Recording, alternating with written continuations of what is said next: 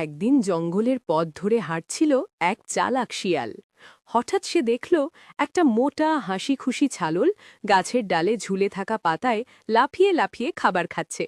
শিয়াল ভাবল, এই ছাগলটা সহজেই বোকা বানানো যাবে। শিয়াল বলল, বাবা ছাগল, তুমি তো দারুণ অ্যাক্রোব্যাট, কিন্তু জানো কি, এই গাছের ওপরে সোনালি পাতা আছে যে খেলে নাকি সুপার পাওয়ার পাওয়া যায়। ছাগল চোখ বড় বড় করে বলল, সত্যি? তাহলে আমাকে দেখিয়ে দাও। শিয়াল নিজের লেজ নেড়ে গাছের দিকে উঠতে লাগল, আর ছাগল বিশ্বাস করে তার পেছনেই উঠল। কিন্তু উপরে গিয়ে দেখে, কোথায় সোনালি পাতা, শুধু শুকনো ডাল।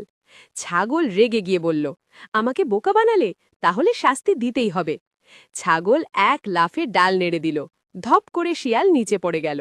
ছাগল হাসতে হাসতে বলল, সুপার পাওয়ার না পাইলেও সুপার লাফ তো আমার আছেই। শিয়াল কাঁদতে কাঁদতে পালিয়ে গেল, আর ছাগল গাছ থেকে নামতে নামতে খিলখিল করে হাসতে লাগল।